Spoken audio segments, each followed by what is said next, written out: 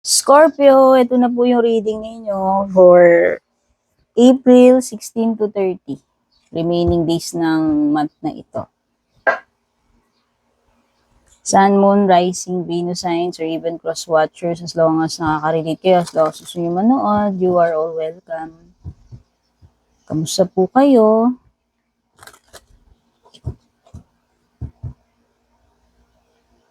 Sana kayo ay nasa mabuting kalagayan. Thank you so much for dropping by para manood bago man po kayo dito or matagal na sa patuloy na pagsubaybay support.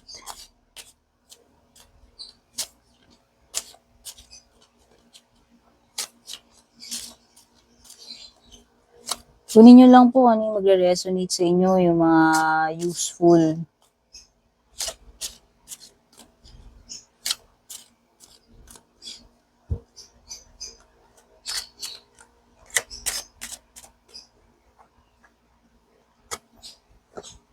First keeper card mo, Scorpio, is number 17, gift. Number 34, occupation. Number 33, concern. Number 31, oops, bad health.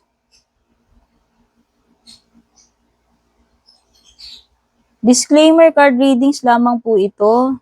Huwag po kayong mag-rely sa mga card readings, no? Pwedeng mangyari yan, pero pwedeng hindi. Kung ano man yung mga mangyayari sa inyo, depende naman po yan sa ano ninyo, decisions and actions ninyo. Ang ibig ko lang sabihin, wala pa ring power yung mga readings na yan sa buhay natin. Okay?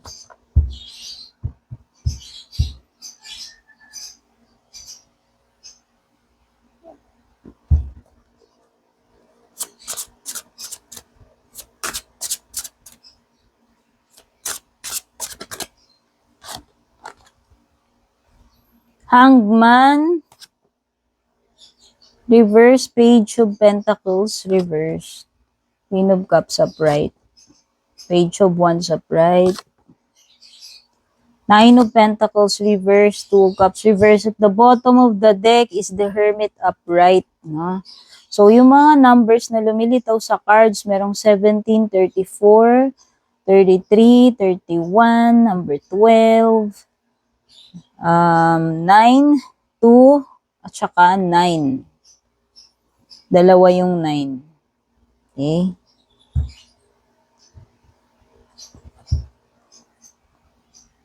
Dalawang 9 is 18. 1 plus 8 is babalik siya sa 9.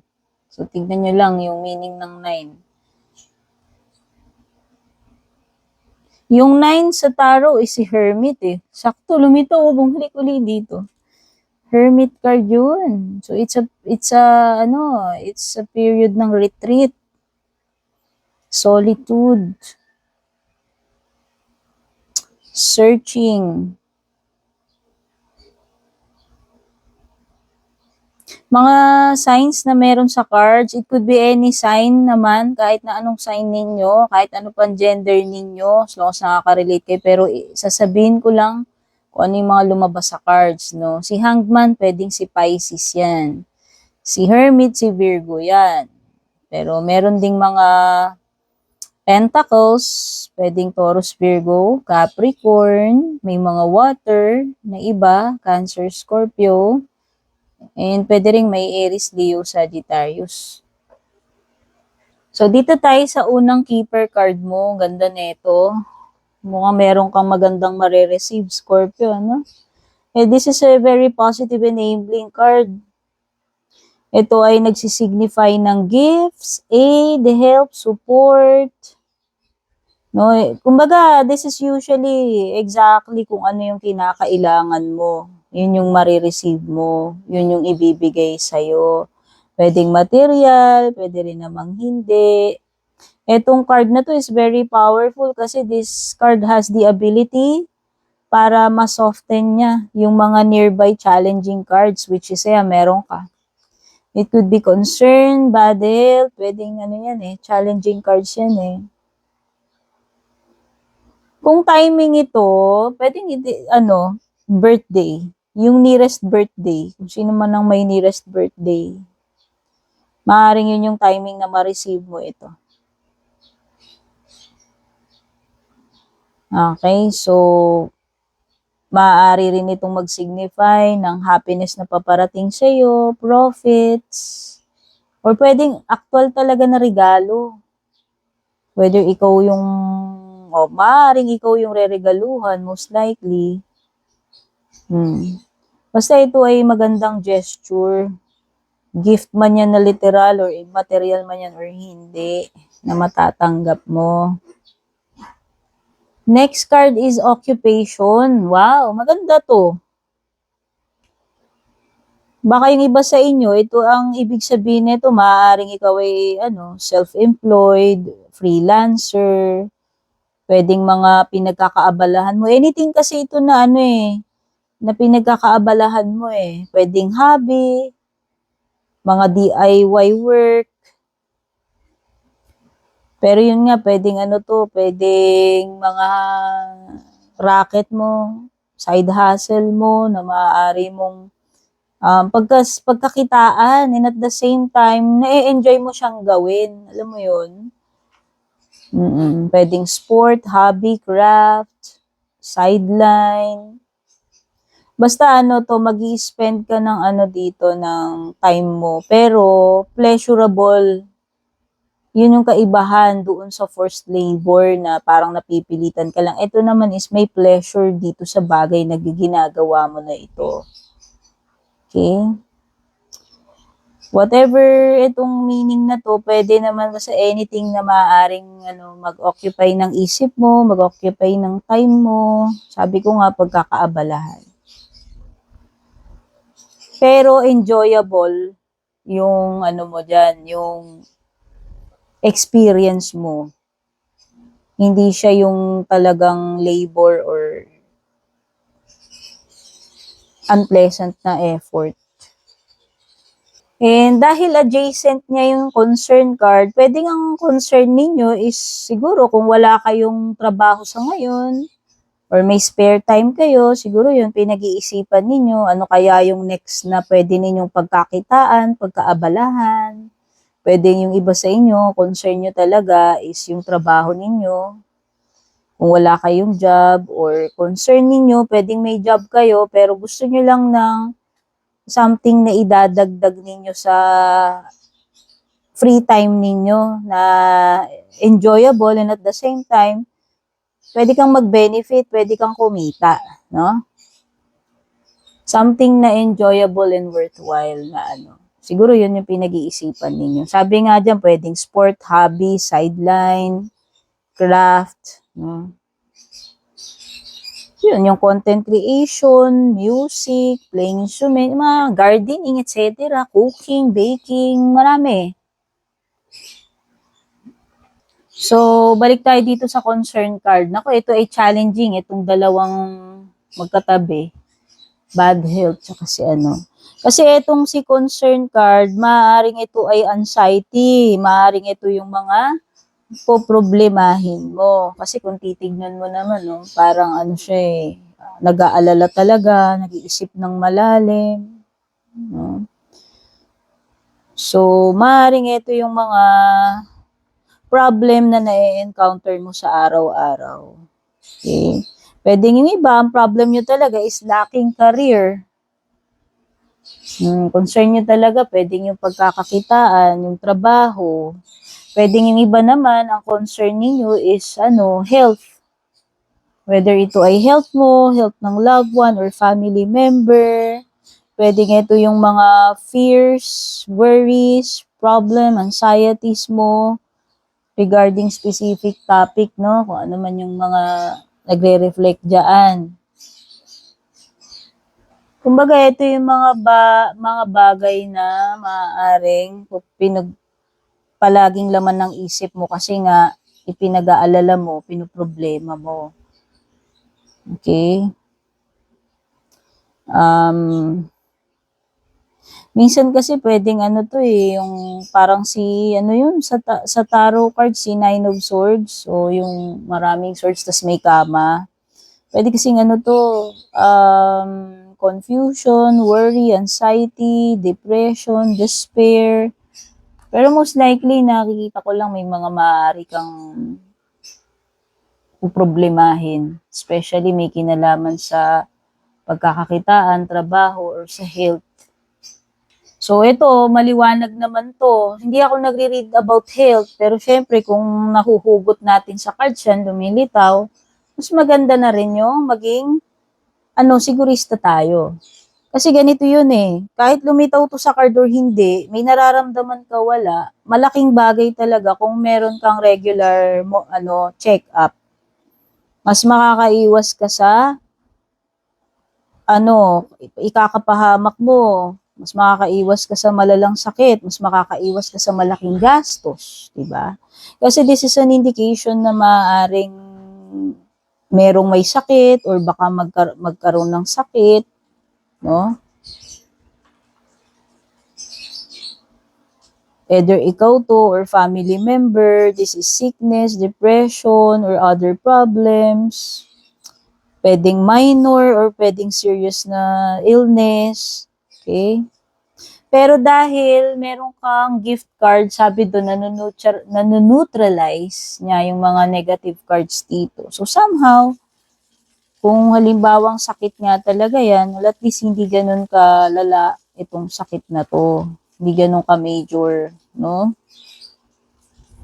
So, mas mainam na magpa-check up regularly. Okay? Pwede rin naman kasi itong hindi lang about sa body mo eh. Halimbawa, pwedeng unhealthy, like unhealthy na bank account, unhealthy na friendship, unhealthy na work environment. Kasi maraming meaning ang bad health. No, it could be anything toxic or unhealthy situation, unhealthy na bagay, aside from pagiging unhealthy yung health natin, yung katawan natin.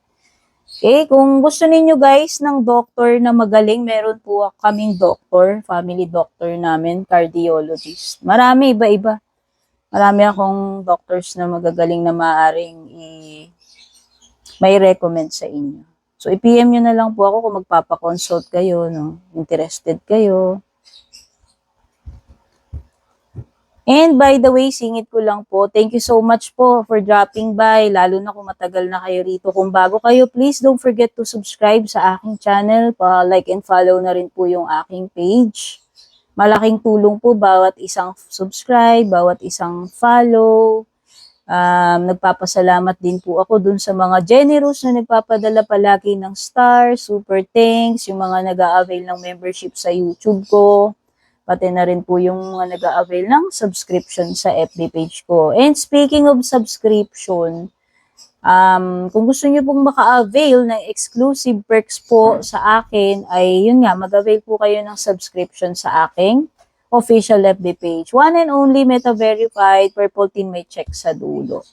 Beware doon sa mga scammers, sa mga fake na gumagaya sa page ko, ang gagawin nila, i-message nila kayo, i-add friend kayo, pagka ganun, hindi po ako yung. Kaya kung meron po kayo mga inquiries, kayo po mismo ang mag-direct message or mag-PM sa aking official FB page. Yan. Thank you so much.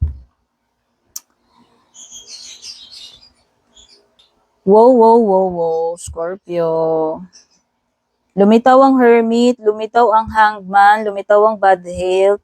So, masasabi ko talaga, definitely, merong period of rest, retreat, pagkakatenga sa bahay, or even bed rest. Kung meron mang magkakasakit dito, oo. Worse, pwedeng magkaroon ng confinement, no? Pero hopefully, sana nga ma-neutralize yan, no? Siyempre, mas makapangyarihan pa rin yung dasal, ito ay card reading lamang naman. Pwedeng totoo, pwedeng hindi totoo, no? Wala namang power talaga yan sa buhay mo. Pero dahil nga lumalabas, din i-discuss natin. Kasi nga nakikita ko dito parang may period of break. rest, retreat, may period of contemplation also. Hangman and Hermit is about contemplation yan eh. So, nakikita ko yung iba dito, baka mag-lie low kayo, detach muna for a while. Pwedeng pagde-detach yan sa mga stress ninyo, gawain ninyo, trabaho, or pwedeng pagde-detach sa partner ninyo, sa relationship. Kung ganon, pwedeng ano yan, time out or cool off, vacation mode, no?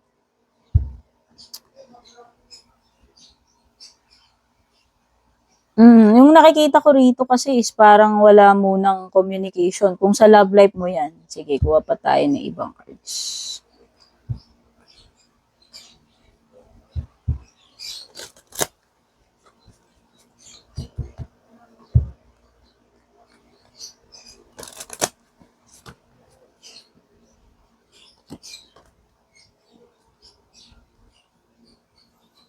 Meron ka ditong Grim Reaper. Ano yan? Ending eh. Temporary ending man yan o permanent na. Sabi ko nga, parang nakikita ako ng retreat, detachment, cool off, time apart, no? Kanina sa Hangman at saka sa Hermit. So, lumitaw sa mga love reading cards mo eh, pwedeng magkaroon dito ng pagtatapos or cool off, no? Maaari rin magkaroon ng changes pagdating sa takbo ng relationship ninyo kasi transformation kasi yan si Grim Reaper eh.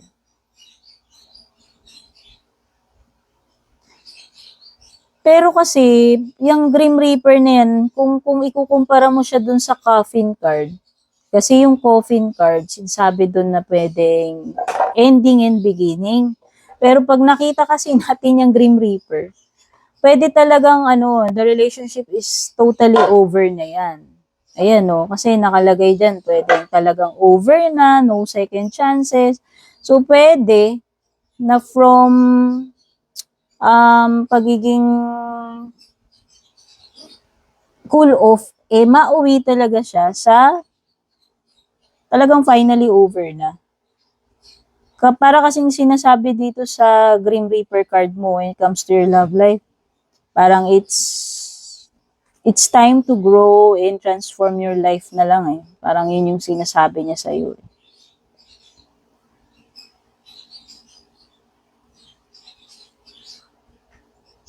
So, parang meron toxicity dito, no? Although hindi lumitaw yung devil card, parang lumilitaw dito sa mga oracle cards mo na may pagka-toxic to kasi merong chaser, may codependency, merong fear of abandonment. Kaso nga, nakikita ko is, kung cool off man yan, maaaring mauwi talaga sa ending yan. So, pwedeng may maghabol kasi merong chaser eh. Oh.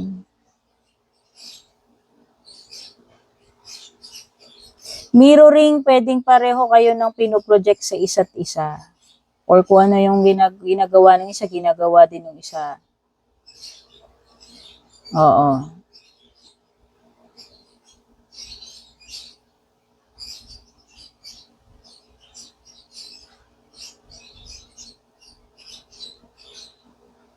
Okay. So, nakakita ko ng unconditional love dito. Pero kasi nga, kahit naman may unconditional love dyan sa oracle cards mo, lumilitaw naman na may codependency, merong one-sided or abandonment issue. So, nakikita ko pa rin dito is, hindi sapat. Maaaring yung isa, unconditional lang binibigay na pagmamahal. Pero yung isa naman, one-sided siya. No? And nakakakita talaga ako ng ending and abandonment eh. So, feeling ko lang, maaari talagang magkaroon ng pagka-cut off, ghosting, pag-iwan. Okay? So, mirror card, hindi lang naman about, sabi ko nga, pwede rin yung introspection. Sa'yo, naglilitawan yung mga cards mo ng introspection. Ayan, no? Hermit, Hangman. So, feeling ko lang merong iiwanan sa ere dito. Merong lalayo, si Hermit, may detach, no? So, depende na lang yan kung energy mo ba yun o energy ng person mo. And ang tendency nga, dahil yung isa, ayaw niya, takot siyang mawalan ng jowa, partner, nakikita ko na maaaring magkaroon ng desperation na mag-chase. Kasi ayan dito nakakita ko, 2 pages yung meron dito. Yung isang page mo, naka-reverse, yung isa naka-upright. So, nakikita ko yung isa, nakikipag-communicate, pero yung isa hindi. Pwedeng scene mode or hindi scene mode, pwedeng scene mode, tapos di naman nagre-reply. Or pwedeng ni-restrict, binlock, talagang totally, alam mo yon, umiiwas, no? So, yan yung about sa love life mo. Pero, in terms of career, nakakakita ako dito na no prospects for you kasi nakikita ko nga meron kang bagong pagkakaabalahan. Whether yan ay sideline, actual na job, or hobby, whatever, nakakakita ako ng mga phone call, email, messages dito na maaaring ma-receive mo. By the way, yun nga, sinabi nung gift na meron kang magagandang mare-receive dito. So, pwedeng isa yun is an opportunity na magkaroon ka ng sideline or actual job kung wala ka pang job, no? So, kung may mga job applications ka, pwedeng itong mga pages na to is an indication na ayan na yung mga confirmation, ayan na yung phone call, email na hinihintay mo, maaari kang ma-hire. By the way, 2 of Cups, pwedeng may new contract, new partnership, business man yan or romantic, no? So, nakikita ko, merong ending, pero maaari din namang may new opportunity or new person para sa'yo. Okay? Kasi meron ding Queen of Cups dito eh. So, whatever it is na marireceive mo, I think it is something na very special since lumitaw si Queen of Cups, no? Maaring itong bagay na ito ay pwedeng special ka dun sa person na magbibigay, and ikaw pwedeng aariin mo rin na napaka-special nun. Actually, parang may sentimental value. Okay?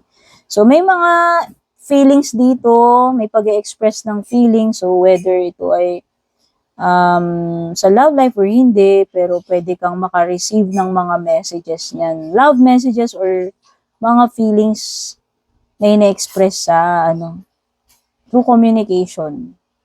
Okay? So, feeling ko lang, 2 Cups, if ever na meron naman person na darating sa'yo na bago after nitong ending na to, this is someone na maaaring serious and may feeling sa'yo. Actually, this is soulmate energy si 2 of Cups eh. So, most likely, kung hindi naging successful tong current relationship mo or yung previous, yung ex mo, it could be na yung next person is someone na mas okay kayo, mas okay yung partnership, mas kasundo mo, soulmate energy, friend man yan, lover, whatever partnership yan, sa tingin ko magiging successful yung partnership na yan. Okay? So, nakakakita rin ako ng new adventures, new experiences, new exciting experiences or opportunities for you with the Page of Wands. Nakakita ko ng pag-explore. Although financially, sa tingin ko lang, maaaring hindi ka pa ganun ka-stable kasi 9 of Pentacles reversed yan. Or kung meron kang gagawin, pwedeng hindi mo pa ma-reach yung goal mo. Or pwedeng hindi ka maging successful talaga doon sa gagawin mo. Okay? 9 of Pentacles, by the way, is pagiging solo eh. Hermit din. So yan, siguro nakikita ko dito sa period ng pagiging solo muna. So it's best time para mag-invest ka sa sarili mo, para sa iyong growth, sa career man yan, personal growth, no? Habang wala pang love na dumarating. Pero in terms of love, sabi ko nga, nakakakita naman ako ng union, partnership in the future, and maaaring this is a successful, harmonious union since 2 of Cups is associated sa soulmate energy. Okay? Papa tayo ng round cards.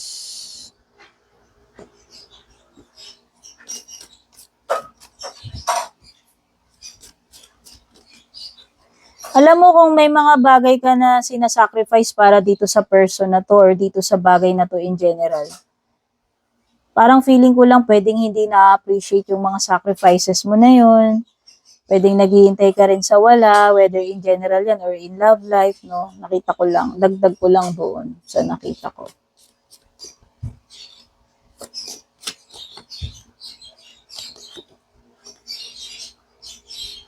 O, peace and harmony, maaaring paparating sa'yo. Especially kung mag-e-end na yan toxic relationship mo, no? O, something about career talaga. So, maaaring yun yung blessing na marireceive mo. Yun yung good news. Something related sa sideline, pagkakaperahan, career. Someone is extremely stubborn and unwilling to change. I hope hindi ikaw yung sinasabihan niyang card na yan kasi reading mo to. Pero it could be someone na kadil mo kung hindi ikaw. Dalawang card na yan, katigasan ng ulo. Oh. Unwilling to change, stubborn, aggressive person. Kung situation yan, yan ay something na mahirap i-correct, mahirap nang baguhin, nakasanayan na. Kung tao, ganun din. Sarado ang pag-iisip niyan. Okay? Hindi yan makikinig, hindi yan magbabow down, hindi mag-a-adjust. Okay.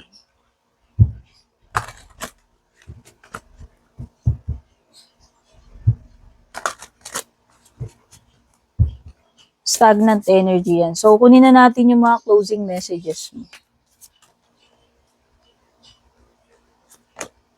If you believe daw, ibig sabihin, depende kung talagang naniniwala ka.